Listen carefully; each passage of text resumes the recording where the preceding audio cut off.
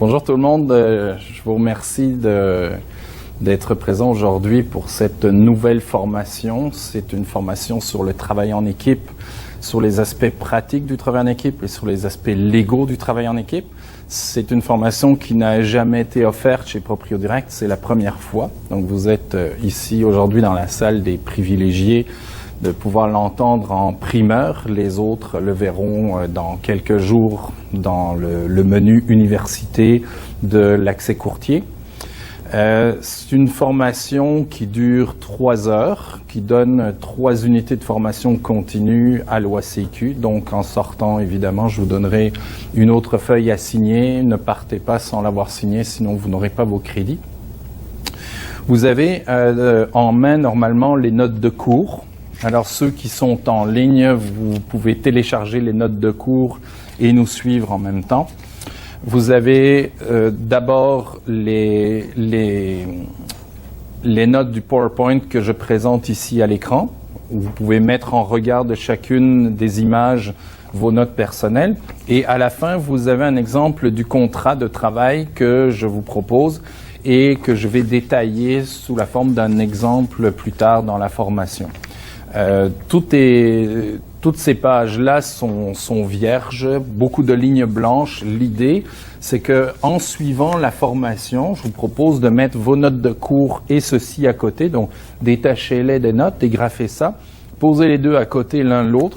Et puis, pendant que je parle, je donne des exemples sur la mission ou les objectifs ou le style de leadership. Prenez des notes. Dans le contrat directement, parce que quand vous allez vous retrouver plus tard avec vos coéquipiers, vous vous rappellerez peut-être pas c'était quoi les styles de leadership. Il me semble que j'avais une bonne idée, j'ai oublié de... Non, prenez note au bon endroit, puis servez-vous de ceci comme base pour construire ensuite votre contrat de travail avec vos coéquipiers. Je recommande évidemment fortement, plus que fortement, d'avoir une entente écrite quand vous travaillez en équipe. Mais on va voir qu'il y a des cas où elle est moins importante. On va voir comment ça fonctionne. Je veux juste faire un petit tour de table avant de commencer pour vous demander c'est quoi vos attentes, vos objectifs par rapport à cette formation-ci. Qui veut commencer? Oui.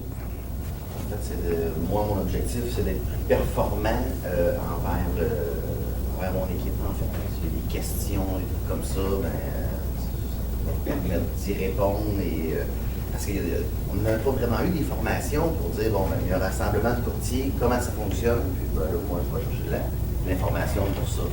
OK, parfait. Donc, je comprends que tu travailles déjà en équipe, puis tu veux essayer d'améliorer ta structure, tes communications avec les gens avec qui tu travailles. Ouais. Et faciliter la rétention aussi. Oui. Ouais. Puis, on va voir que d'avoir une bonne équipe qui fonctionne sainement avec des règles du jeu qui sont claires, ça favorise beaucoup la rétention. Ouais. Quelqu'un d'autre? Vincent? Moi, j'ai toujours travaillé en équipe. J'adore travailler en équipe. Je pense que c'est la meilleure façon de faire. C'est comme ça qu'on est plus performant. C'est vraiment définitif pour moi. Maintenant, quand on travaille en équipe, la seule façon d'apprendre, puis qu'il n'y a aucune formation, c'est d'interroger des équipes et de cogiter de l'information. Ouais. Donc, ça va être la première fois là, que peut-être on va avoir une idée peut-être un peu plus globale de qu'est-ce qui se fait. Fait que ça va être très intéressant. Fait que c'est vraiment par curiosité là, que je suis là. Excellent. Mettre de la viande autour de l'os. Est-ce qu'il y en a qui ne travaillent pas en équipe ici et qui voudraient travailler en équipe ou se monter une équipe? Oui, moi, là, entre autres, il y a mon fils qui voudrait s'intégrer aussi à moi. Ton fils, oui, OK. Je trouve ça toujours un petit peu délicat, là, mais... Au contraire, on verra tantôt que les duos, les membres de la famille sont des équipes qui sont relativement stables et c'est facile à diriger. C'est surtout d'établir des règles du jeu là, ouais. Claires, sur lesquelles c'est bien communiqué pour susciter l'engagement là, à ces règles du jeu pour éviter les frustrations.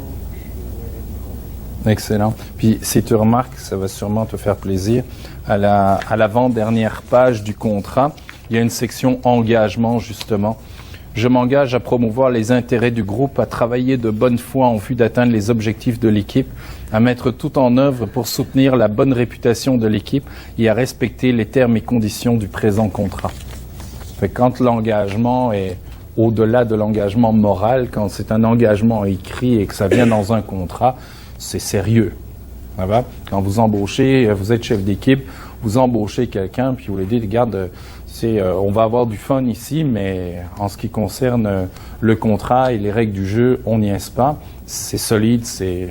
Moi, c'est le genre d'équipe où j'aimerais travailler. C'est sûr que je suis pas un gars qui aime particulièrement la contrainte, mais quand les règles du jeu sont claires, je suis un gars qui joue à des jeux de société. Il y en a peut-être parmi vous qui aiment ça, jouer à des jeux de société. Quand on commence le jeu, on lit les règles, on rappelle les règles qu'on a un petit peu oubliées. Comment ça fonctionne encore avec le pion bleu? On relit la règle, au moins tout le monde s'entend, puis il n'y a pas de chicane. Et à la fin, quand on compte les points, il n'y a personne qui dit « Oui, mais on a oublié le pion bleu, ça compte pas. » Non, ça ne marchera pas. Donc les règles du jeu sont claires, comme tu as dit. Mieux c'est, plus c'est détaillé, plus c'est clair, moins il y a de chicane à la fin. Puis un des gros objectifs de cette formation, c'est d'éviter les chicanes, justement, dans le travail en équipe.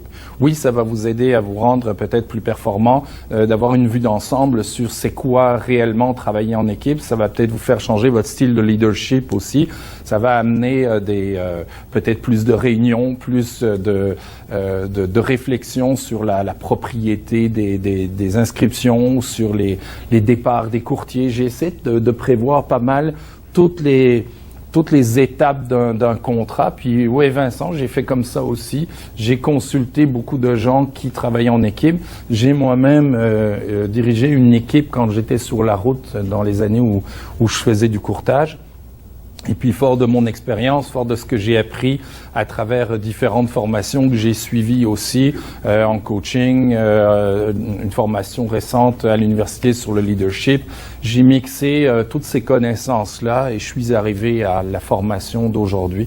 Donc, je vais commencer maintenant. J'espère que ça vous plaira. Je vous demande de m'interrompre en tout temps si c'est pas clair. Si vous avez des questions, si vous voulez partager un cas particulier, c'est pour ça aussi que j'enregistre devant public aujourd'hui. C'est pour pouvoir profiter de votre expérience et pour pouvoir répondre à toutes vos interrogations. Ça va? Excellent. Alors, les objectifs de la formation aujourd'hui, c'est d'écrire les modèles les plus courants d'équipe, les éléments qui les constituent et les avantages de chacun. Comme ça, ceux d'entre vous qui ne sont pas en équipe vont pouvoir faire des choix. Ceux qui sont déjà en équipe sous un de ces modèles-là vont peut-être avoir des lampes qui vont s'allumer en disant « Ah, je comprends pourquoi ça et ça ». Ensuite, on va détailler les éléments clés d'un contrat. Ça va être un gros morceau. Et pour terminer, on va parler de la notion de représentation et des enjeux légaux du travail en équipe. J'ai repris les principaux éléments qu'on retrouve dans la loi et les règlements, la déontologie, au niveau de la représentation puis au niveau du travail d'équipe. Je vais faire un récapitulatif de tous les points particuliers, puis je vais vous dire qui doit signer le contrat, comment est-ce qu'on s'arrange, qui a le droit de représenter l'acheteur, le vendeur, etc. Donc, normalement, en sortant d'ici, vous allez avoir toute l'information pour faire les choses tout à fait conformes. Ça va? Un contrat de courtage, je vous le lance comme ça, puis on donnera la réponse vers la fin.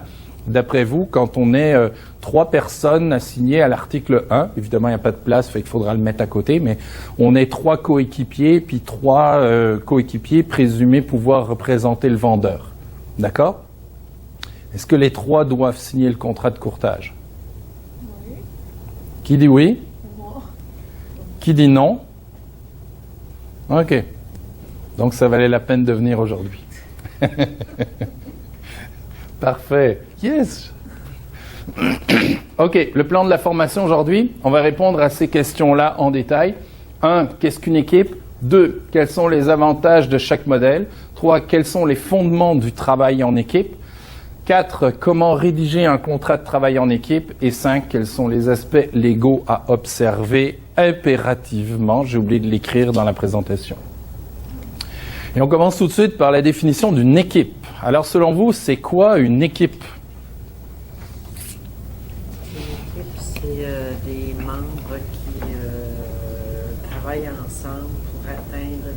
objectifs? Oui. Oui, première notion importante, la notion d'objectif. Si vous voulez la noter, il y a une différence entre avoir des intérêts en commun et avoir des objectifs en commun. Je vous donne un exemple. On est 2 courtiers et on annonce tous les 2 dans le même journal.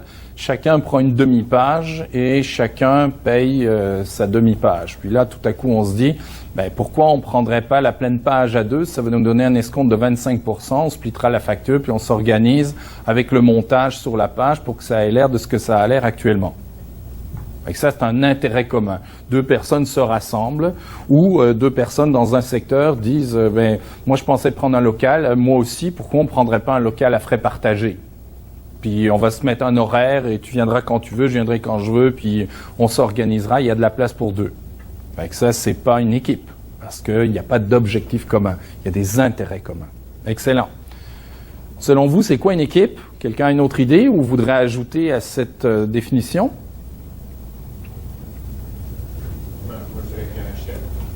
Il y a un chef. Oui, c'est intéressant. Des fois, on va voir qu'il y a des équipes dans lesquelles il n'y a pas de chef ou une direction bicéphale, ça fonctionne aussi. Ça va dépendre du style de leadership que vous allez avoir. Si vous décidez en groupe que ça prend un leader qui va donner la direction, c'est correct. Mais si vous fonctionnez sur un modèle de leadership partagé où tout le monde a le droit au chapitre et à donner son avis et que d'un jour à l'autre, aujourd'hui c'est toi le leader, demain c'est toi, l'autre jour c'est toi, parce que on se partage ça un peu comme une coop, tu sais, où chacun peut intervenir puis a son mot à dire. On va revoir ça par exemple dans les couples. Donc monsieur, madame sont couple dans la vie. Et puis, il n'y a pas un chef parmi eux. Mais oui, il y a cette notion-là, on va l'aborder tout à l'heure quand on va parler de leadership. Travailler, profiter de la complémentarité, je pourrais dire. Profiter de la complémentarité. Tu vas voir, ça c'est excellent aussi. Mais là, finalement, j'ai plus rien à vous apprendre. Là, vous sortez tous les bons trucs au début. Oui, la complémentarité des forces et des compétences, on va en parler beaucoup. Ça sert à rien de faire une équipe avec quelqu'un qui en sait autant que vous puis qui sait faire la même chose que vous, à moins que ce soit pour se partager le téléphone et pouvoir partir en vacances. C'est aussi une bonne raison. Mais si vous formez une équipe, il y en a un qui est un expert en commercial, l'autre un expert en résidentiel, puis vous passez les clients de l'un à l'autre quand vous pouvez pas les servir parce que votre permis vous le permet pas, c'est parfait. C'est parfait, évidemment, à ce moment-là, de se mettre ensemble. On a des objectifs communs ensemble. D'autres choses que vous voudriez ajouter avant que je commence? La dynamisme. Oui, c'est motivant. Oui, il y a beaucoup de courtiers que j'ai rencontrés dans ma vie, et moi le premier, qui voulaient travailler en équipe parce que on a une forme d'imputabilité. L'imputabilité est différente quand on travaille en équipe. C'est que quand je suis tout seul face à mon miroir, je suis responsable de moi-même, puis je peux me mentir à moi-même aussi. Oui, Pascal, t'es correct, t'as fait l'effort. Oui, c'est correct. Mais quand je suis face à mon collègue et que je dis, ouais, j'ai fait l'effort, il me regarde et il fait, tu es sûr, t'as vraiment fait l'effort qu'il fallait. C'est pas la même dynamique, c'est pas le même niveau. Alors, quand il y en a un qui travaille fort puis que l'autre travaille pas fort, ou ça fait une chicane, ou ça fait en sorte que celui qui travaille pas fort est motivé à travailler plus fort. Et c'est là que le style de leadership, et c'est là que peut-être un chef pourrait venir faire la différence au niveau de la dynamique d'équipe. Oui, tu voulais ajouter quelque chose? OK. Donc, voici les formes classiques du travail en équipe. Il y en a une quatrième, j'en toucherai un mot tout à l'heure. Donc, les courtiers ayant choisi de partager leurs inscriptions, ça va être une première forme d'équipe. Les couples ou membres d'une même famille. Et le courtier d'expérience qui s'adjoint à un ou plusieurs courtiers. Et dans ce cas-là, on va avoir deux grandes orientations. Il y a l'image de marque avec, je pense à l'équipe Lise Villot. Tout le monde connaît peut-être Lise Villot. Elle travaille chez nous dans le coin de Mascouche. Donc l'équipe Lise Villot, c'est des gens qui travaillent pour Lise Villot au nom de Lise Villot. Et il y a une orientation mentorat aussi, comme notre collègue à Joliette qui est venu me voir et qui m'a dit « Pascal, j'aimerais tranquillement pas vite faire une transition, puis je voudrais recruter peut-être 1 ou 2 nouveaux, les former, puis à un moment donné, céder ma clientèle. » L'objectif n'est pas le même, mais ça reste que c'est une équipe qui est dirigée par un courtier d'expérience. Ça va? On va voir les différentes orientations, puis comment s'en sortir là-dedans. L'autre modèle, c'est 2 courtiers qui mettent en commun leur inventaire, mais qui vont au-delà de simplement se partager l'inventaire, qui ont réellement un objectif de conquête dans leur secteur, un objectif de conquête de part de marché, de présence. Donc, oui, on se partage, oui, on est juste 2, oui, on se partage notre inventaire, non, on n'est pas un couple ou membre de la même famille, et non, il n'y a pas un chef parmi nous, on est 2. Alors ça, c'est un modèle qui est comme hybride un peu entre ces formules-là. On en reparlera à la fin, si vous le souhaitez, quand on aura terminé cette partie. Avez-vous des questions à date? Ça va bien? Parfait. Donc, on va parler du premier modèle d'équipe. Alors, le regroupement de courtiers par type de clientèle ou par région, ainsi que la place d'affaires à frais partagés, ne sont pas des modèles d'équipe de travail dans la mesure où chacun des courtiers demeure indépendant des autres au niveau de ses transactions. On avait un modèle comme celui-là dans l'ouest de l'île à Montréal avec les sœurs Lecoq qui avaient un bureau à frais partagés. Donc, elles 2 formaient une équipe ensemble. Elles ont décidé de se prendre un local et elles ont offert la possibilité aux courtiers du secteur de leur payer un certain montant mensuel pour pouvoir accéder au local et venir avec leurs clients. Ça leur faisait un point de service, un point de rencontre pour leurs clients. Ça, c'est un bureau à frais partagés. Donc, la vraie équipe, c'était les sœurs Lecoq, mais ce bureau-là et tous les courtiers qui venaient dans ce bureau-là ne formaient pas une équipe. Ça va? Et tu l'as très bien dit tout à l'heure, l'idée dans une équipe, ce n'est pas d'avoir des intérêts communs, c'est d'avoir des objectifs ou des buts communs. Et quand on a des buts communs, on a des intérêts communs par la suite. L'un va avec l'autre. Mais si on a juste des intérêts communs, on n'est pas nécessairement une équipe. En fait, je pense qu'on n'est pas une équipe. OK? Bon. Je pourrais peut-être ajouter qu'on est une équipe aussi quand on a comme but de venir partager les profits. Partager les profits? Oui. Mais partager les profits, tu vois, là, on n'est plus indépendant au niveau de nos transactions. Là, on est dans le modèle hybride de tout à l'heure où 2 personnes se partagent un inventaire, mais ils vont au-delà que de juste se donner de la visibilité commune ou juste au-delà de l'exemple que j'ai donné tout à l'heure avec la page dans le journal. C'est plus juste pour sauver de l'argent, c'est parce qu'on a... les 2 ensemble, on veut s'entraider, on veut conquérir des parts de marché, on veut recruter du monde pour nous aider. À un moment donné, cette situation évolue. Mais il y a beaucoup de courtiers qui ont commencé par juste se partager des listings et puis qui ont fini par se marier, ouais, au figuré. Peut-être pas juste au figuré. Ça doit être arrivé, ça. Alors, quels sont les avantages pour chacun des modèles que je vous propose ici? On va commencer par le partage d'inscriptions. Donc, je le définis. Lorsque 2 courtiers ou plus choisissent de mettre en commun leur inventaire ou lorsque 2 agences représentent le même client, ce qu'on va appeler évidemment une co-inscription, ils forment une équipe de travail temporaire. Alors, j'insiste pour dire qu'elle est temporaire parce que la plupart du temps, ils n'ont même pas de convention entre eux. Tout ce qu'ils se disent, c'est « Regarde, je mets ton nom, tu mets mon nom, puis quand je pars en vacances, tu me remplaces, puis tu vas me donner la moitié, puis c'est tout. » D'habitude, ça se limite à ça et il n'y a même pas de convention. Est-ce qu'il y en a parmi vous qui travaillent sur ce modèle-là en ce moment? Partage d'inscription? En partie. OK. 1, 2. OK. Comment ça se passe? Ouais. Avez-vous une convention écrite? Non. OK. OK. Toi, Sergei? Non plus. Il n'y a pas de chicane? On établit des choses claires, on met sur papier ce qu'on se fait entendre. Mais tu vas me dire, il n'y a pas de convention, mais tu mets sur papier les choses. Chaque inscription, on s'entend. OK. Est-ce que vous signez vos contrats à deux? Pas tout le temps. OK. Des fois, on va juste une personne pour l'inscription. Puis tu mets les deux noms dessus? Oui. Quand même, OK. On va voir tantôt les conditions particulières pour quand on met plusieurs noms sur les contrats de courtage. Donc, quelques caractéristiques du modèle de partage d'inscription. Les coéquipiers possèdent un inventaire de propriétés à vendre plus important que s'ils étaient seuls, évidemment. C'est le principal avantage, ce qui représente généralement un bon argument de vente. Vous avez, on a tous les deux 5 listings, mais quand on va sonner chez le propriétaire, puis on peut lui dire, ben regardez, en ce moment, j'ai 10 listings. Tu sais, donc, ça crée du volume. Je pense à notre collègue Daniel Lambert qui vient de quitter ses fonctions de directeur aux opérations, qui s'est mis en équipe avec Alain Saint-Jean et ils ont décidé de mettre un inventaire en commun.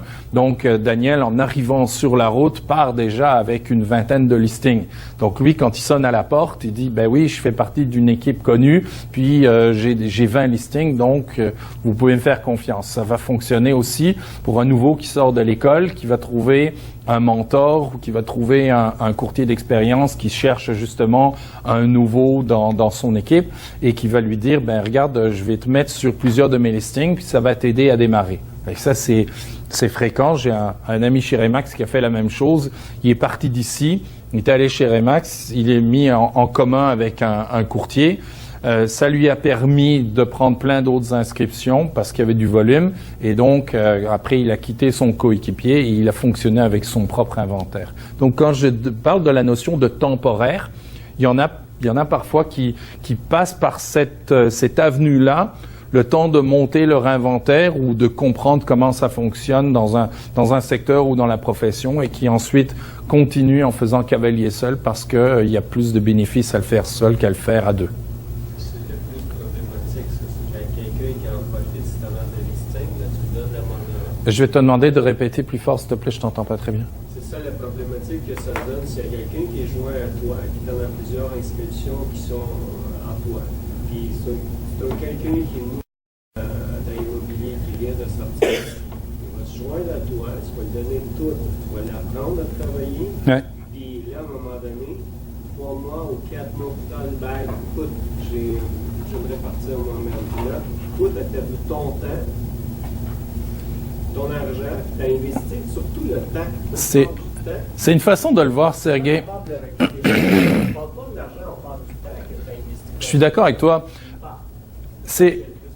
Mais pourquoi ils partent? La question, c'est se demander qu'est-ce qui fait que cette équipe temporaire n'a pas pu rester une équipe permanente, n'a pas pu devenir une équipe permanente.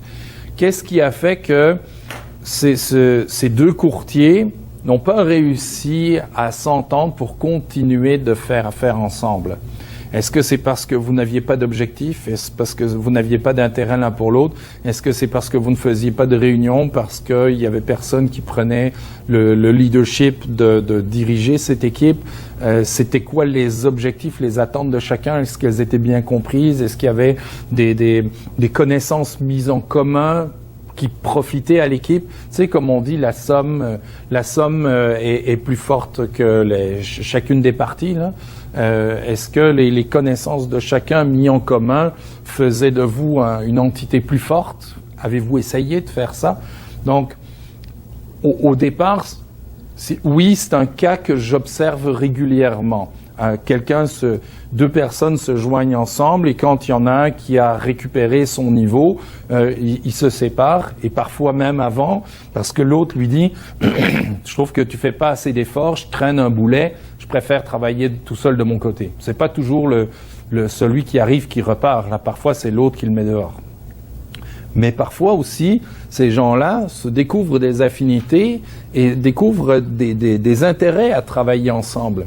À partir du moment où ils ont ces intérêts-là et qu'ils peuvent formuler une mission d'équipe et qu'ils peuvent formuler des objectifs d'affaires à atteindre ensemble et que chacun, on a bien identifié les forces et faiblesses de chacun et qu'on travaille dessus, il n'y a pas de raison que ça fonctionne pas et que ça ne perdure pas.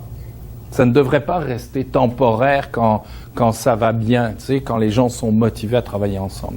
On va voir peut-être que dans les outils que je vais te donner au niveau du contrat d'équipe, tu vas peut-être trouver là-dedans des réponses à tes questions, puis des solutions pour l'avenir aussi.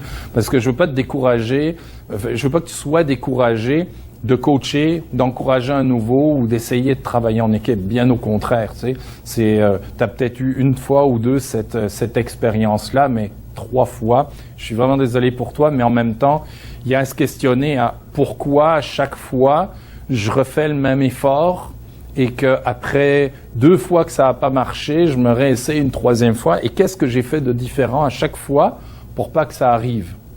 Puis je pense sincèrement qu'il y a une partie de la réponse qui se trouve dans la définition du concept de travailler en équipe et dans le contrat qu'on va voir tout à l'heure.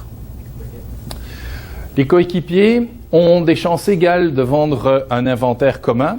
À partir du moment où tout le monde en a 14, ben, tout le monde est susceptible de recevoir l'appel d'acheteur lui aussi. Là, il faudra vous mettre d'accord. Si j'ai un client personnel et que on le met en commun et que l'acheteur appelle dessus, mais il t'appelle toi au lieu de m'appeler moi, on fait quoi? Est-ce qu'il sert l'acheteur? Est-ce qu'il renvoie l'acheteur en disant c'est une maison de mon collègue? C'est des choses qui doivent être clarifiées dès le départ quand vous mettez ensemble avec quelqu'un. C'est des sources de chicane, ça. Les membres coopèrent et s'entraident, mais il y a peu d'esprit d'équipe. Et le contrat d'équipe se résume souvent aux conditions de remplacement et de partage des rétributions. Qu'est-ce que l'esprit d'équipe, selon vous? Je vais juste vous laisser parler un peu, mais je le définirai un peu plus tard. C'est quoi, selon vous, l'esprit d'équipe? Je pense que c'est un peu d'abandonner, en partie du moins, son intérêt personnel, puis de focusser sur l'intérêt de l'équipe qui devient comme une priorité. Puis quand on passe à ça, ben moi, c'est ce qui fait que j'appelle ça une équipe. Mettons, c'est quand on passe à ce niveau-là où c'est pas mon intérêt, ton intérêt, puis on partage mettons, la publicité, c'est OK, on fait un truc ensemble, on se marie entre guillemets, puis c'est là-dessus qu'on travaille. J'adore ce que tu viens de dire là, quand tu dis on se marie entre guillemets, mais tu n'avais même pas besoin de le mettre entre guillemets parce que se marier, c'est exactement ça. C'est la même chose quand on a une relation au niveau du coaching, une relation au niveau du travail d'équipe ou une relation amoureuse. C'est toujours les 3 mêmes paramètres qui commencent au départ. Même une relation d'affaires, hein, c'est toujours les mêmes 3 paramètres. Le premier, c'est ça clique. On clique. On se plaît. OK? Le deuxième, c'est je veux ton bien, tu veux mon bien. On a un intérêt l'un pour l'autre. Et pour que ça fonctionne et que ça tienne, on a un projet commun. Donc, quand vous rencontrez quelqu'un, je vais parler de relations amoureuses, vous rencontrez quelqu'un, ça clique, puis oui, je veux ton bien, tu veux mon bien, mais en même temps, regarde, on ne fera pas des enfants ensemble, on n'a pas de projet commun. Alors ça, c'est une relation qui est vouée à l'échec au départ, là, on le sait très bien. Ça va? Même chose en affaires. Si chacun tire la couverte de son bord, ça clique. J'adorerais travailler avec toi, Vincent, puis regarde, je veux ton bien, tu veux mon bien, sauf que regarde, moi, là, des objectifs communs, non, tu sais, c'est d'abord ma poche, puis je te comprends que tu voudrais penser de même, ça t'offrira pas. C'est une équipe temporaire, c'est du partage d'inscription, pas plus. Ça va? Donc, retenez ces 3 idées-là. On clique, on a des intérêts communs et surtout, après, on a un projet commun. Et tu vois, Sergey, peut-être qu'avec les courtiers que tu as rencontrés sur ta route, vous aviez peut-être les deux premiers niveaux d'affinité, mais peut-être pas le projet commun de développer quelque chose ensemble, d'avoir un objectif de développement ou d'aller plus loin, puis qu'on s'accroche tous les deux à ce projet-là et qu'on ait à cœur de le réaliser tous les deux. Alors parfois, c'est l'élément qui manque pour que la relation fonctionne. Et je dis autant relation d'affaires que relation amoureuse, c'est toujours le même concept. Il y en a parmi vous là qui sont en train de dire « Ah, maintenant je sais pourquoi ça n'a pas marché. » Non mais c'est... Désolé, c'est pas le but.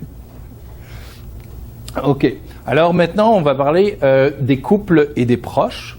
Alors, lorsque un couple ou des proches comme père, mère, fille, mari et femme s'associent, ils forment une équipe dont l'intérêt va certainement au-delà de mettre en commun son inventaire, on a compris. Et donc, dans ce cas-là, le modèle est plus stable et plus durable que le précédent. Est-ce qu'il y en a parmi vous qui font ça, qui travaillent avec leur épouse ou leur époux et puis ou leur... Ouais, ok. Moi, je me suis toujours refusé en couple à faire le même travail que ma conjointe, parce que sinon, quand on rentre à la maison, on parle que de la job. Et là, ça, c'était moi, là. Mais les relations, les équipes les plus stables sont généralement des couples où père-fils ou mère-fille dans l'immobilier. Observez ça. Ce sont les équipes les plus stables. Et même quand un courtier d'expérience, je pense à Sperano par exemple, qui chez Remax avance en âge, a établi sa crédibilité et son secteur dans son secteur. À un moment donné, ben, il transmet à son fils. Et maintenant, c'est son fils qui reprend l'équipe Sperano et on voit que c'est plus le père qui pose sur les photos, c'est le fils. Il y a une transmission et ça continue. Donc ça, c'est vraiment très durable dans le temps. Quelques caractéristiques de ce modèle. Les liens entre les membres sont forts, ce qui tend à assurer la pérennité de l'équipe. Les coéquipiers peuvent réellement compter les uns sur les autres. Ils ont des intérêts communs qui vont au-delà des intérêts financiers ou des intérêts d'affaires. Et le contrat d'équipe est souvent inexistant chez les couples ou les membres d'une même famille, puisque de toute façon, ils s'arrangent entre eux. Hein? Puis si ça ne marche pas, on en parlera au party de Noël. Comme ça que ça marche. Vous n'avez pas d'entente, hein, vous? Ben, en fait, moi, une histoire courte, moi, je suis un ancien professeur, fait que moi, je travaille avec ma blonde depuis 20 ans. Les deux, on est enseignants, on a eu 3 enfants, fait qu'elle a encore une maternité, fait que c'est elle qui faisait tout le côté administratif depuis 4-5 ans. OK. Puis là, elle va devenir courtier le mois prochain. Donc, est-ce que vous lâchez l'enseignement?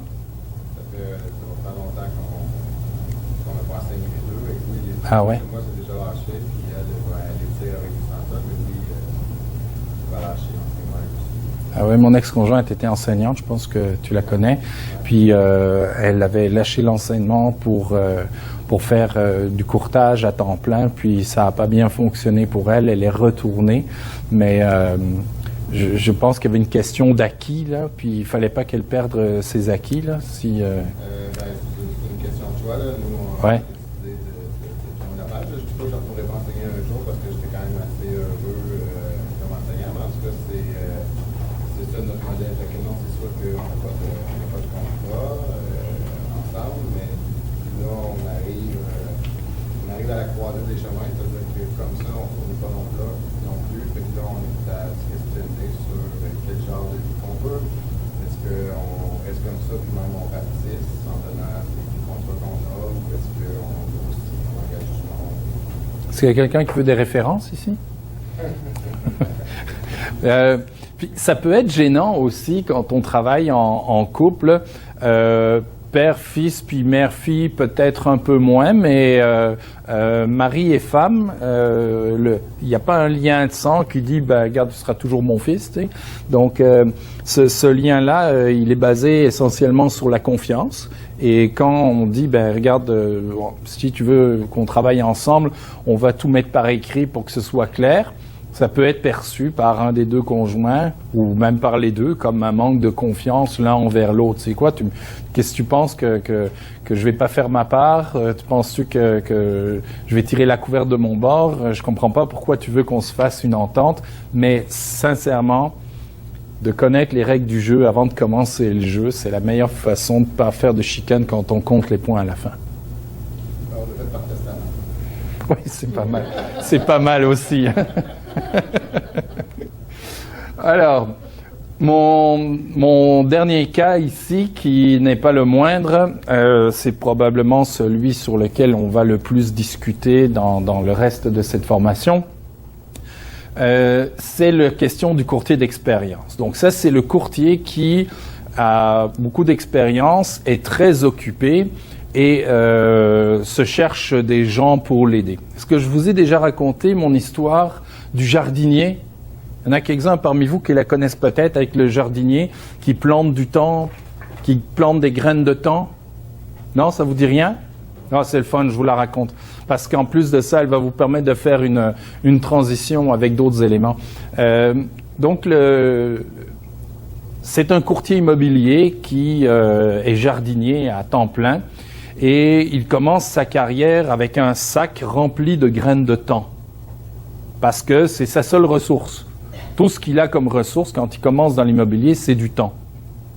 D'accord? Il n'y a pas d'argent là, il n'y en a pas encore fait.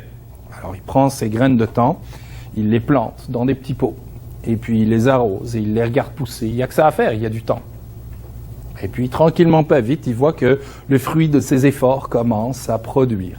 Alors il fait du porte-à-porte, il fait des téléphones, toutes des affaires qui coûtent rien. Hein. Il va sonner aux portes, il va faire des visites libres, il essaye de récupérer des acheteurs, il fait quelques annonces sur Facebook. Et puis à un moment donné, ça commence à produire. Tranquillement, pas vite, ça pousse.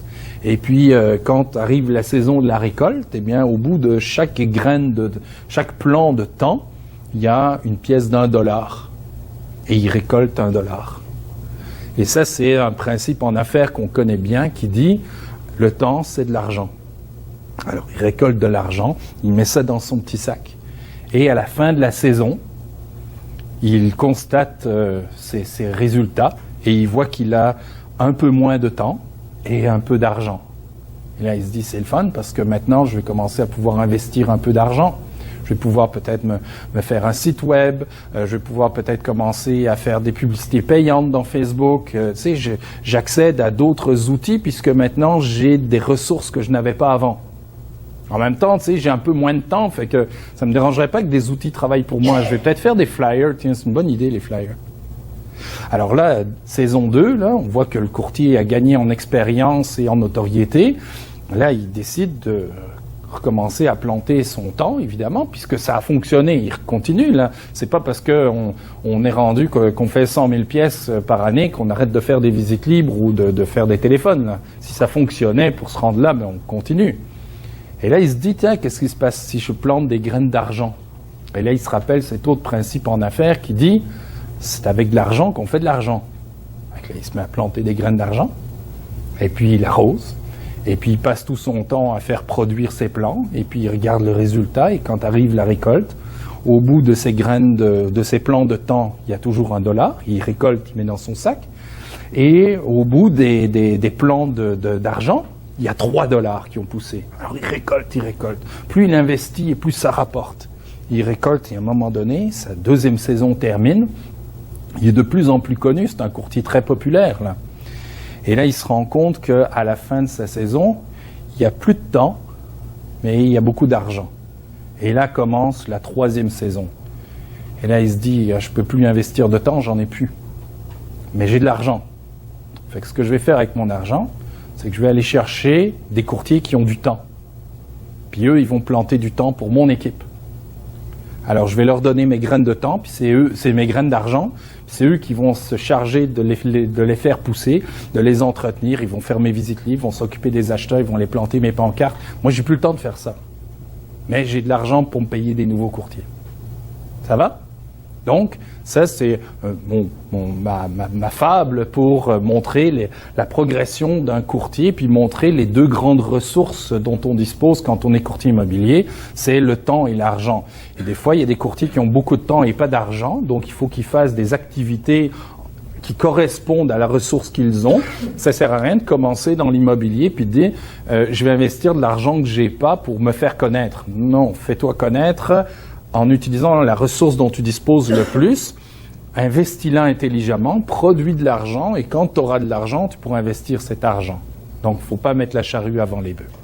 Alors, quand le courtier d'expérience se retrouve dans cette situation où il a les moyens de se payer d'autres courtiers, il a deux choix qui s'offrent à lui. Ou bien il va chercher un courtier qui est dans la même situation que lui, puis ils se disent, tu as beaucoup d'argent, j'ai beaucoup d'argent, on n'a pas beaucoup de temps, On se met ensemble, on investit comme des fous, on met des billboards, on fait un gros site web et tout. Donc, des économies d'échelle. On se retrouve à peu près comme dans le partage d'inscription au début. Deux gros courtiers ont des intérêts communs. Ça va? Mais avant, ils avaient des intérêts communs, ils se partageaient du temps. Maintenant, ils se partagent de l'argent, tout simplement. Mais là où ça devient vraiment fort et que la notion d'équipe naît, c'est quand ces courtiers-là décident de recruter des gens qui vont travailler pour eux ou avec eux. Et c'est ça les deux grandes nuances d'aujourd'hui, c'est pour eux ou avec eux. Ça va? Alors on dit ici, quand un courtier d'expérience choisit de former une équipe, c'est souvent qu'il ne trouve plus le temps de développer ses affaires, lesquelles ont pourtant un potentiel de revenus bien identifié. Ce modèle d'équipe est très répandu et, je dirais, relativement stable. Parce que l'équipe Leasevio, ça fait des années qu'elle existe, mais il y a eu du roulement au sein de l'équipe Leasevio. C'est normal qu'il y ait du roulement. Puis ça arrive aussi, Sergei, même au meilleur, là, tu vas voir des courtiers qui rentrent, des courtiers qui sortent, et on va voir tout à l'heure qu'une des grosses activités qui occupe beaucoup le courtier leader dans une équipe comme celle-là, c'est de trouver des courtiers, de les recruter. Alors c'est, comme dit Robert, à partir de quel moment est-ce que gérer ou vendre devient plus intéressant que gérer, là? À un moment donné, on se retrouve dans la situation où on est un gestionnaire, on est un chef d'équipe, mais tout le temps qu'on pourrait mettre à vendre, on le passe à gérer une équipe, à recruter et à faire de la rétention avec nos coéquipiers. Donc, c'est un choix à faire. Puis, je vous parlais tout à l'heure, avant le début de la formation, d'un courtier, d'un de vos collègues du côté de Victoriaville, qui avait décidé, lui, de monter une équipe. Et quand il s'est rendu compte de tous les effets, de tous les impacts sur lui, sur son temps, sur les affaires, sur le temps que ça allait lui prendre, il a fini par renoncer à monter une équipe et à continuer à travailler seul. Donc, tout est à évaluer. Est-ce qu'il y en a qui sont dans cette situation-là? Non. Pas aussi dramatique? OK. Toi, tu me disais tantôt que tu avais une équipe de ce style-là. Est-ce que tu es confronté au problème du recrutement et de la rétention, déjà? Oui, tout à fait. Oui. C'est le plus gros problème, en fait, de la rétention. C'est certain que moi, auparavant, j'étais propriétaire d'une compagnie de construction. J'ai su c'était quoi gérer plusieurs personnes. On parle de 25-30 personnes. Et j'ai quand même une bonne force pour le faire. Mais c'est un combat quand même au quotidien avec lequel des fois il y a des conflits. Bon, telle personne fait une visite libre. Pourquoi lui, par exemple, lui a le droit de maison de 600 000, puis moi, l'autre collègue dit, moi j'ai une à 200, par exemple. Et là, il y a certaines frictions là-dedans. On se dit, écoute, la semaine prochaine, ça sera toi, tu sais. Fait que là, il y a toujours comme des trucs à mettre toujours à l'ordre, en réalité. Puis aussi, le recrutement, en fait, que des fois, il y a des gens qui sont pas contents de la situation qui se passe au bureau. À ce moment-là, moi, tu as le choix. C'est moi ou c'est lui. À un moment donné, on n'y arrive pas à s'entendre. Fait que là, c'est ça. Toujours garder ça, puis aussi toujours aller être ouvert à du nouveau. Tu vois? Effectivement, ça représente... Quand on dit « il n'arrive pas à s'entendre », c'est peut-être parce que les règles du jeu ne sont pas claires. Alors, voilà un point de clarification. Voilà une idée sur laquelle tu pourrais travailler. Qu'est-ce que je pourrais faire? Pose-toi la question. Si j'étais ton coach, c'est ça que je te dirais. C'est qu'est-ce que tu pourrais mettre en place immédiatement pour éviter que les courtiers sentent une inéquité quand ils font les visites libres? Quel système tu pourrais mettre en place? Je te lance la piste. Tu n'es pas obligé de répondre tout de suite. Hein? Ouais, c'est tableau, probablement, mais... J'avais une question. Toi, c'est quoi, mettons, ton taux de roulement sur une année? Depuis que tu commences, il y en a combien qui sont là une année après? C'est quoi le taux de roulement après une année? Écoutez, moi, ça va peut-être, c'est ma deuxième année en tant que... mais je savais que c'était ça que je voulais faire. En partant, là, quand j'ai décidé de lâcher ma compagnie de construction, je me voyais pas travailler seul. Moi, j'aime pas ça, travailler seul. Puis je trouve que, tu sais, il y a beaucoup de temps. Tu sais, là, je me dis juste à inscrire, mettre l'inscription. Tu sais. C'est toute la vaisselle que j'ai pas envie de faire. Je n'aime pas ça. Fait que en fait, je choisis ce que j'aime à faire comme courtier. Puis à ce moment-là, ben, c'est là que je savais que voilà, je travaillais en équipe, on revenait à la question. Là. Et, mais ce que je me dis, tu sais, c'est que je préfère ça quand même. Parce que justement, les points de travailler en équipe, c'est c'est dynamique, tout ça. Puis les gens, font des trucs. Mettons, exemple, justement, comme les visites libres, par exemple, eux, ils sont contents de les faire. C'est un autre acheteur supplémentaire. Que si elle n'aurait pas eu cette visite-là, il n'y en aurait pas eu de ces acheteurs-là non plus, tu sais. Fait que j'ai tout intérêt. Ben là, à date, ça va quand même bien. Je dirais peut-être que là, en 2 ans, mettons, j'ai eu 2 personnes parties en 2 ans. Fait qu'à peu près, mettons, c'est aussi une par année.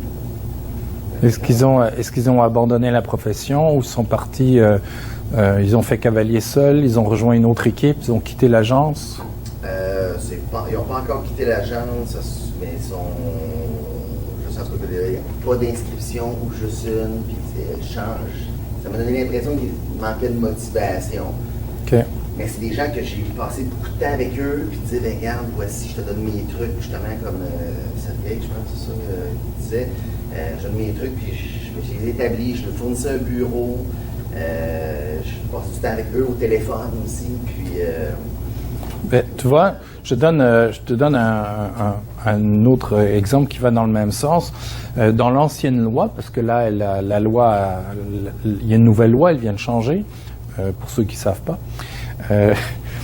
Dans l'ancienne loi, il y avait l'article 42 de la loi qui obligeait le dirigeant d'agence à donner un traitement particulier aux courtiers de moins de 3 ans d'expérience, qu'on appelait les courtiers débutants.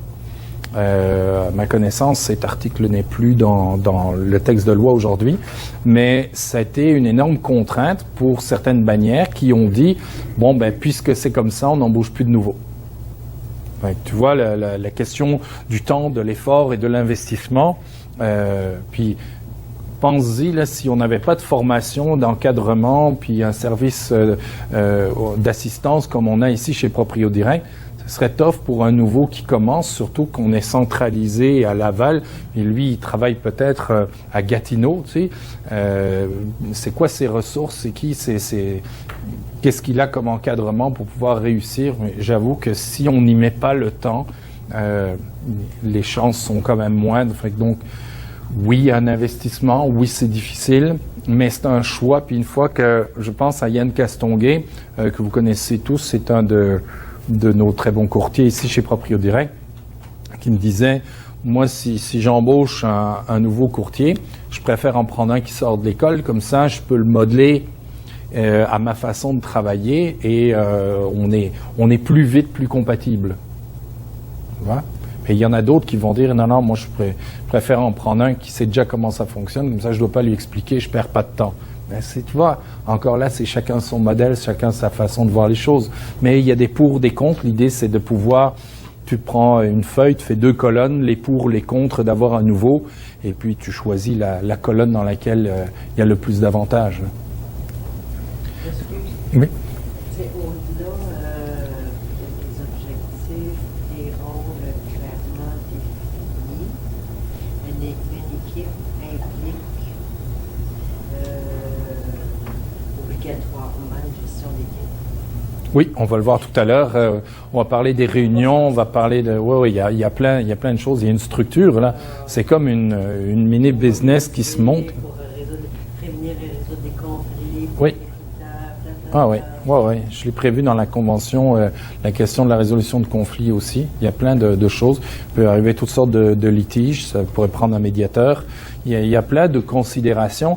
Mais là, vous allez voir que je pourrais vous paraître fataliste à certains moments, là, mais mon but n'est pas de vous décourager ou de rendre la chose plus compliquée qu'elle n'est. Ça peut être très simple de se faire un contrat de travail en équipe. Ça peut se résumer à quelques lignes tout simplement. Ça pourrait tenir en une page. Mais l'idée, c'est de passer à travers tous les points possibles, tout ce qui pourrait arriver dans une équipe, puis au moins, dans le cadre de cette formation, allumer des lampes, puis vous faire prendre conscience qu'il n'y a pas juste se partager un inventaire, puis prévoir les cas des remplacements et de vacances.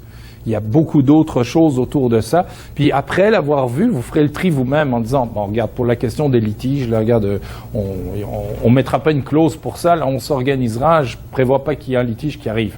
Bon, c'est votre choix, mais au moins, vous saurez que ça devait être prévu ou ça aurait pu être prévu. OK? Je continue ici donc avec mon courtier d'expérience. Le courtier donne son nom à l'équipe. Les membres travaillent à la promotion de son nom. Il y a un autre modèle d'équipe que celui-là. Il y a l'équipe Lisvio, mais il y a aussi l'équipe Terrebonne. Alors, l'équipe Terrebonne, ça peut être 4-5 courtiers qui se mettent ensemble, qui forment une vraie équipe avec une dynamique d'équipe, des objectifs communs, qui est la conquête. Donc, leur mission serait conquérir Terrebonne, tu sais, occuper le terrain, avoir le plus de parts de marché possible dans Terrebonne. Et il s'appellerait l'équipe Terrebonne de Proprio Direct. Évidemment, là, la question du nom légal se pose parce que l'équipe Terrebonne, oui, mais tous ceux qui travaillent à Terrebonne et qui ne font pas partie de l'équipe, est-ce que ça les pénalise? Est-ce que c'est légal d'utiliser ce nom-là? Pas vraiment, il porte à confusion. Mais on voit, par exemple, je confonds toujours Rimouski non, c'est Rivière-du-Loup. Rivière-du-Loup, il y a une équipe de 3 personnes qui travaillent sous le nom de équipe avec un numéro de téléphone.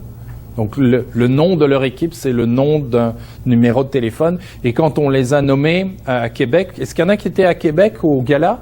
Oui. Quand on les a nommés au gala à Québec, quand ils ont pris le trophée d'équipe, on a dit l'équipe, puis là, ils donnaient leur numéro de téléphone. Au lieu de les nommer par leur nom, ben, ils ont nommé leur nom d'équipe qui est un numéro de téléphone. C'est pas mal, c'est quand même une bonne idée. Donc, parfois, les membres travaillent à la promotion du nom. Tout le monde travaille à la promotion du nom de l'équipe. Dans la majorité des cas, c'est celle du courtier leader, du courtier d'expérience qui a formé l'équipe. Le recrutement et la rétention des membres est souvent la tâche la plus accaparante du courtier leader. Il y a besoin de continuer d'en parler. Et les rôles sont très marqués dans ce modèle d'équipe et normalement convenus dès l'embauche.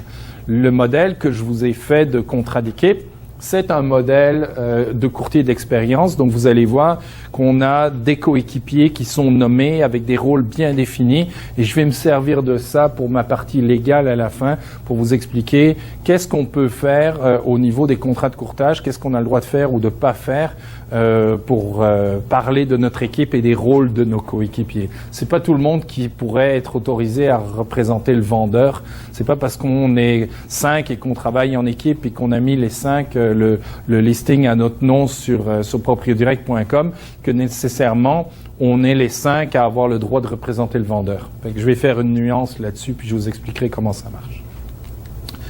Les conflits et les divergences sont fréquents en l'absence d'un bon contrat de travail en équipe et de réunions fréquentes.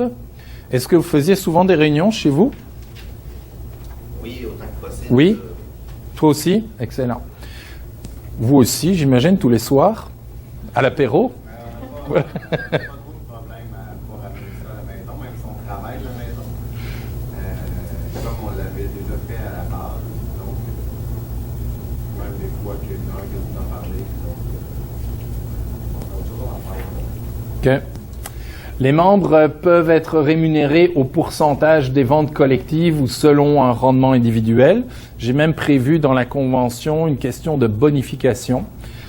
On en parlera tantôt. Cela varie en fonction de la manière dont les dépenses communes et les frais de courtage sont assumés par les membres. Donc, si vous assumez, par exemple, les permis, les frais de bureau d'un courtier, le courtier est davantage redevable au chef d'équipe, donc il partage une plus grosse partie de ses revenus. Ça va de soi. En même temps, je pense à ce modèle-là. Il me semble que c'est ce que David Boyer fait du côté de Val-d'Or. Je me permets de nommer des gens, mais c'est parce que c'est du domaine public. Quand c'est plus confidentiel, je dis un courtier de telle région. Mais David m'a aidé avec ses conseils au niveau du travail en équipe. On a observé aussi sa façon de faire. Puis lui, à ma connaissance, il prend en charge les frais de ses courtiers et les courtiers partagent à ce moment-là des montants de leur commission par la suite. Donc comme ça, le courtier n'a pas de casse-tête. Ses frais sont toujours payés. Le courtier responsable s'assure que le courtier a toujours sa chambre immobilière et son permis payé, puis qu'il n'y a pas de problème, et puis qu'il reste au sein de l'équipe, qu'il continue de travailler au sein de l'équipe. Et là, il travaille à le faire performer pour pouvoir être remboursé pour ces frais-là. Alors ça, c'est d'autres façons de faire. On va voir que dans le modèle que j'ai prévu, je parle de ça, évidemment. Mais ça, c'est libre à vous. Évidemment, je dois vous rappeler des petites choses ici en termes légaux puis en termes de convention proprio-direct. Alors je vous dis, attention, la loi ne permet pas à un courtier de verser un salaire à un détenteur de permis, et ce, même si le courtier agit sous le nom d'une société par action. Les adjoints administratifs qui détiennent un permis répondent à la même obligation. Donc, vous embauchez une adjointe administrative qui a un permis. Parce que vous dites, si elle a un permis, au moins elle va pouvoir prendre des rendez-vous, répondre à quelques questions. Si elle a déjà eu puis qui n'est pas valide, c'est autre chose. Mais si le permis est en vigueur, ce courtier-là, tu n'as pas le droit de le payer à salaire. Tu dois le payer à la commission. Parce que c'est un courtier. La seule façon de payer un courtier quand on est un courtier, c'est par partage. Ça va? Donc, le chef d'équipe va probablement dire, bon, regarde, là, tu m'as rapporté, tu m'as rapporté, je sais pas, mettons, ton travail a rapporté 100 000. Moi, je prends ma cote là-dessus. Il reste 80. Bon, ce 80-là, je vais te le verser tous les mois. Je vais te donner, bon, faites le calcul, là, mais mettons, je te donne 5 000 par mois jusqu'à la fin de l'année. Je te donne 5 000 tous les mois. Fait que vous, à chaque fois que vous faites une commission, vous faites un transfert de votre commission en disant à proprio direct, laisse 20 000 pour moi et mets 5 000 pour elle, et vous faites un partage. À ce moment-là, le courtier reçoit 5 000. Et chaque fois que vous faites une nouvelle commission, vous lui versez 5 000. Lui, il va avoir l'impression d'avoir un salaire, mais c'est pas un salaire. Donc, il n'y a rien qui vous empêche d'avoir une structure de versement fixe, mais c'est toujours par partage de commission si la personne détient un permis. Si la personne ne détient pas de permis, là, vous faites ce que vous voulez, là, vous embauchez un employé. Est-ce que c'est clair? Oui. Est-ce qu'on pourrait étirer un petit peu et y aller de façon hybride, dans le sens où n'importe quelle compagnie a des frais de gestion, par exemple, des dépenses d'administration. Alors, c'est de dire, pareil, mettons que tu es mon courtier et tu as un permis de courtage. Ma compagnie, je t'embauche entre autres pour faire de l'administration, mettons exemple, puis c'est un salaire pour ça. Puis mettons que c'est, je sais pas moi, 20% de ton temps pour faire de la gestion, puis c'est pas des actes de courtage. Tu as un salaire, donc, de base qui est payé. Et puis, au fur et à mesure, tu fais aussi des actes de courtage dans tes fonctions de courtier. Puis là, tu es payé exactement de la façon que tu viens de décrire. Puis là, tu as un partage de rétribution. Est-ce que tu verrais un problème avec cette façon-là de fonctionner? La première idée qui m'est venue à l'esprit quand tu as parlé de hybride, là, puis j'ai continué de t'écouter, mais mon idée roulait comme une cassette, c'était on ne peut pas faire indirectement ce qu'on ne peut pas faire directement. C'était ma première idée. Maintenant que tu as fini ton explication, ce que je dis, c'est que si ta société par action qui me paye détient un permis de courtage, tu es soumis à la loi. Si cette compagnie-là ne détient pas le permis, alors oui, tu peux me payer pour faire n'importe quoi. Il n'y a pas de problème à me payer pour n'importe quel service. En tant que courtier, je ne suis pas tenu de ne faire que du courtage. Je peux faire une autre job. Mais cette compagnie-là ne doit pas détenir le permis. OK? Puis, pour toutes ces questions fiscales et un peu touchées, là, moi, j'irai consulter un fiscaliste. J'appellerai peut-être à l'OSCQ. Je demanderai à Robert Baudouin une deuxième opinion. Parce que c'est vite fait de se faire prendre là-dedans parce qu'on pensait bien faire. Là. Okay? Mais retiens surtout que le fait d'être Inc. là ne te donne pas le droit d'avoir de payer à salaire un détenteur de permis. OK? C'est Certaines équipes payent un salaire à leur courtier, je viens de le dire, en leur versant un montant d'argent mensuel, généralement fixe. Pour demeurer conforme à la loi, l'argent provient du partage des rétributions du courtier responsable. C'est clair? Engager quelqu'un sans permis On peut engager quelqu'un sans permis, puis le rémunérer, oui. Tu peux avoir un adjoint, une adjointe, mais par contre, si la personne n'a pas de permis, tu peux pas lui faire organiser les visites libres, répondre au téléphone et donner des prix à des clients. Ou, en fait, tout ce qui ne relève pas d'un acte de courtage au niveau de la loi, puis qui obligerait à détenir un permis. Qui inclut rentrer dans les systèmes propres. Rentrer dans les systèmes, non. Non, tu peux déléguer ça à un adjoint, donc quelqu'un pourrait faire ta saisie à la source. Mais tu restes responsable de ce que la personne rentre. Et quand vous payez une compagnie faire votre saisie à la source, cette compagnie-là, si elle fait des niaiseries, puis qu'elle écrit que le plancher est en céramique alors qu'il est en prélat, puis que l'acheteur vous réclame un plancher de céramique en passant chez le notaire, c'est votre responsabilité. C'est vous le courtier, c'est vous qui avez délégué ça, puis vous êtes responsable de ce que les gens ont commis comme erreur. OK? Quand vous travaillez en équipe, vous ne pouvez pas dire « Moi, j'étais pas là au moment de la signature ». Je parle pour ceux qui travaillent ensemble. J'étais pas là au moment de la signature. Il n'y a même pas ma signature sur le contrat. Il y a mon nom dessus, ça c'est vrai, mais je ne l'ai pas signé, je ne l'ai pas vu, fait que je ne suis pas responsable. Non. Si votre nom est sur le contrat et qu'il y a une erreur, vous êtes responsable, point à la ligne. Solidairement et conjointement avec la personne avec qui vous signez l'article 1. Même si votre signature ne figure pas à la fin. Ah zut, je viens de vendre le punch. Ah, c'était ma question de tantôt. En fait, l'équipe, c'est juridiquement une société en équipe. Je sais pas. OK. C'est toi qui le dis. Mais je vérifierai. Avez-vous des questions là-dessus? Sur la façon de payer un adjoint? Oui?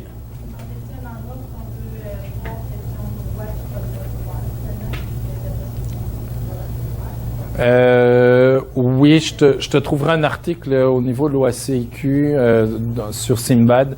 J'ai déjà vu un article là-dessus qui explique qu'est-ce qu'un détenteur de permis ou non détenteur de permis a le droit de faire en tant qu'adjoint.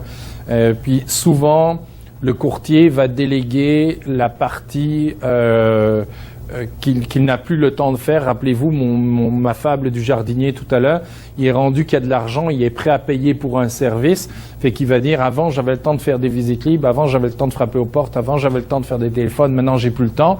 Fait que je vais payer quelqu'un pour le faire. Mais ça, la sollicitation, ça relève des actes de courtage. Donc, il faut vraiment, vraiment faire attention, là. Puis les rumeurs comme quoi, non, c'est pas une sollicitation, c'est un sondage et ci et ça. Regardez, dans le doute, on s'abstient. Puis si vous voulez vraiment aller de l'avant avec ça, faites vérifier puis approuver par le dirigeant d'agence. Comme ça, vous serez blindé, il n'y aura pas de problème.